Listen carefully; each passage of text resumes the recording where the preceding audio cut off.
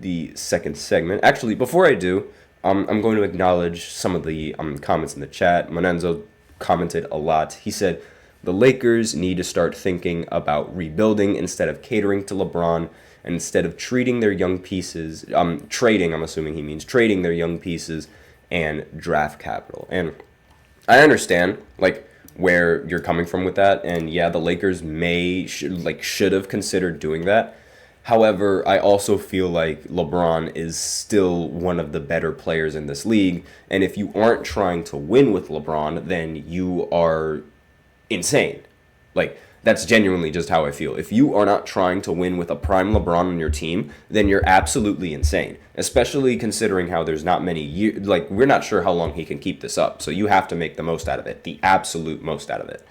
Now, another comment that he said is he's not sure if DeMar is going to be a starter just because of the fact that De'Aaron Fox is also a ball-dominant player. That just because they're two ball-dominant players doesn't mean that one of them is going to come off the bench. We saw that Chris Paul and James Harden were both ball-dominant players, and they were both able to share the ball rather effectively. So I don't think that DeMar is going to come off the bench. I think that the rotations are actually going to be a lot better now that they have DeMar. So maybe De'Aaron will actually sit a bit more and have DeMar handle the ball. But again, DeMar is much more of a scorer than he is like a playmaker like De'Aaron Fox. So you need someone like De'Aaron Fox on the court at the same time as DeMar DeRozan is on the court. And on top of that, I mean, the game is 48 minutes. They both can share minutes. It's not that big of a deal. And they have a deep enough roster to be able to adjust the lineups however they want as well. So he's not going to come off the bench. Like, it would be criminal if he comes off the bench. Unless he actually like, they experiment and they play better. But I don't think he's going to come off the bench. I don't think he's going to start coming off the bench. Another question he had is another statement he had is he doesn't trust Phoenix Suns, and neither do I. I'm not a big fan of Kevin Durant. I don't think Kevin Durant is what you need to win, just given off the fact that Golden State was able to win both without him, both before and after getting him. So, and the fact that Kevin Durant hasn't made it nearly as far as Golden State has since that time, I'm not a big fan of Kevin Durant, and I don't really trust him all that much. And before I run out of time in this entire segment answering all of those questions, let's go ahead and talk about the top 5 teams based on their young core. So, number 1 for me is the San Antonio Spurs. Now, I was really, really, really close to putting OKC over San Antonio because OKC made the postseason. They were the best team in the Western Conference, and they are the youngest team to ever make the postseason. So I was this close to putting them at number 1. And want to know what stopped me? This tall man right here. This dude right here is what stopped me, because Victor and the rest of the lineup is ridiculous. So, and it's primarily Victor, the reason why the Spurs are at number 1. They have Stephon Castle, who's 19. They have Devin Vassell, Jeremy Shohan, Keldon Johnson, Trey Jones, Malik Braham, Blake Weasley, and so many other players that haven't even turned 25 yet. Keldon Johnson is the only player that I mentioned that's 25 years old. And these guys, they might wreak havoc on the NBA. And especially Victor. Like, everyone's going to be afraid of Victor. And this coming year, everyone's afraid of Victor already. And so the second team, by like probably 0.1 centimeter, is OKC. Now, again, I wanted to put them at number 1, but the reason why I didn't was because of Victor Wembanyama. But aside from that, these guys are without a doubt the best team and the best young core in the NBA right now. Like, currently, right now. And like, again, I would have put them at number 1, but Victor really was the big reason why that stopped me, along with the rest of the players that they got in the draft as well, and just how many more younger players they have than OKC, because they do have much more younger players on the roster than the Spurs, like OKC. But aside from that, their players are absolutely phenomenal. I mean, they have Chet Holmgren, Jalen Williams, Nikola Topic, Cason Wallace, Dort, Aaron Wiggins, Dylan Jones, Jalen Williams, Isaiah Joe. They have so much young talent on their roster that they're, especially like with Chet, like we've seen what Chet can do in what's it called? We've seen what Chet is able to do in the regular season. Now he just has to sort of hone his game and sort of like, I feel like he just needs more to develop, and he can really be a dominant force. And I didn't even mention SGA. I didn't even mention SGA. He's only 26 years old. So while he's not as young as the rest of the players that I just mentioned, he's still relatively young, and he was in the running for MVP. So this team is without a doubt one of the best young teams, if not the best young teams in the NBA. Excuse me. So next team on this list is the Houston Rockets. Now they recently added Reed Shepherd in the draft, which was a very, very solid pickup in my opinion. Not to mention they already have Sengun on the roster. They have Amen Thompson. They also have Jalen Green. They have Jabari Smith, Cam Whitmore, and AJ Griffin, just to name a few of the young players on the roster.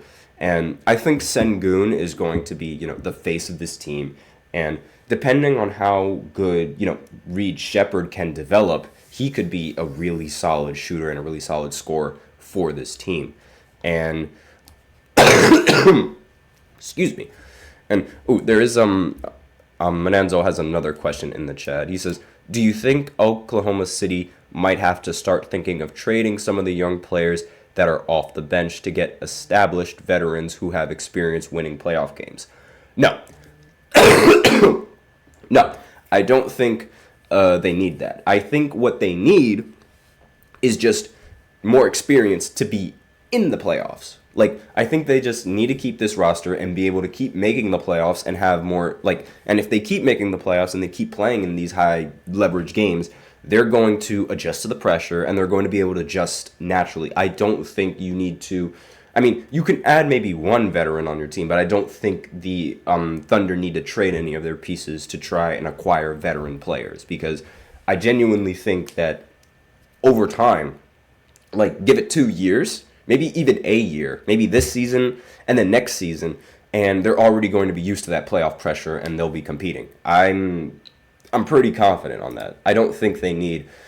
they already made... They made the second round, and they lost to the team that made the finals. As the youngest team, that's very impressive, so I don't really think you really need to change anything in the lineup yet, unless you consistently get met with disappointment after disappointment. Because I don't think last season was a disappointment for the Thunder, because this was the first time that the young core has actually made the postseason. I don't expect the young core to play good in their first postseason. I just don't, because that's just ridiculous. Not everybody is as good as Donovan Mitchell to start out in the postseason. Not everybody is as good as LeBron to start out in the postseason. And even then, some people didn't think LeBron was good in the postseason.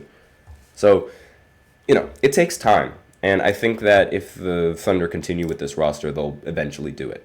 And fourth on this list is the Orlando Magic. Orlando Magic.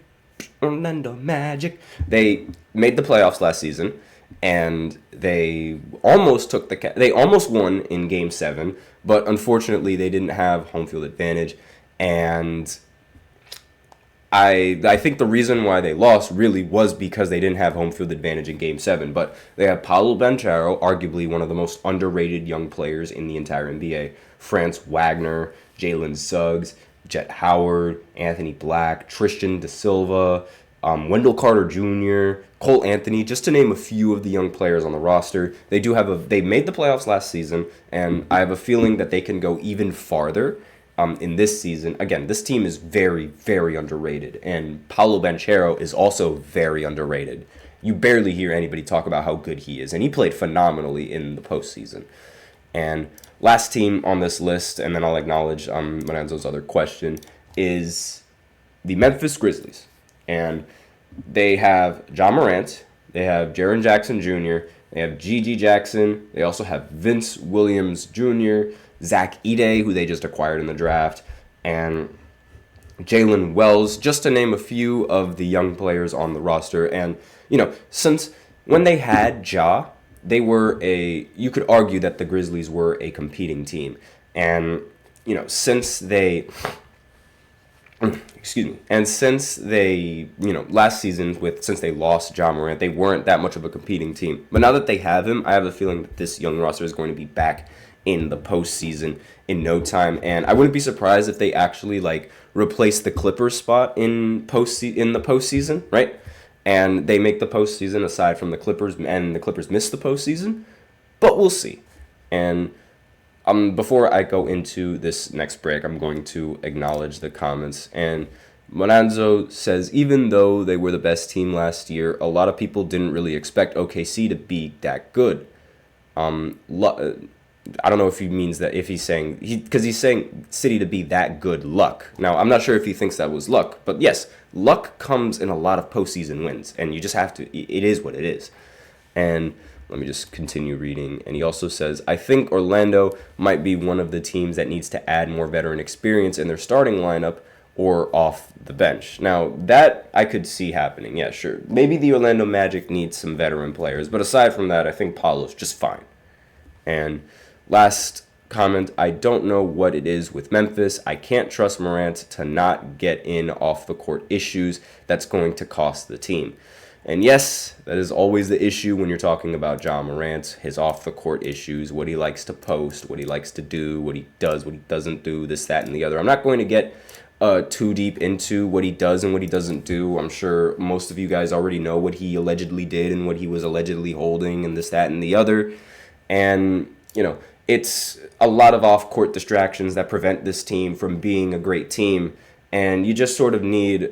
now that I feel like now that Ja Morant is 25, now that he's sat out most of the season, and now that he's sort of seen this, that, and the other, and what his actions lead to, I think now maybe, just maybe, he matured. Just maybe. Maybe.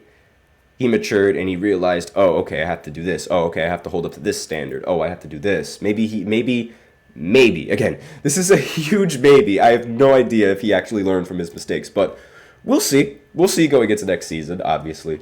So I'm going to go ahead and go into a short break, and then in the third segment and the fourth segment, I'm going to talk about the biggest questions for each of the ranked college teams. So stay tuned if you're interested in NCAA basketball, and I will be right back after this short break.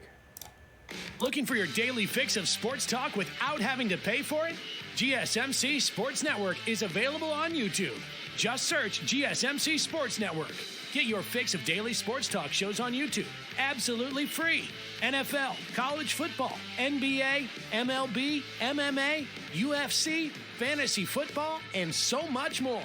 GSMC Sports Network has shows running all day long, with new sports shows starting every 2 hours. Just like on your favorite cable sports channel, except GSMC Sports Network is absolutely free. Just search GSMC Sports Network on YouTube to catch one of your new favorite shows, like the GSMC College Football Podcast, Chip Shot Football Podcast, Hoops and Heels Women's Sports Podcast, GSMC Basketball Podcast, and so many more.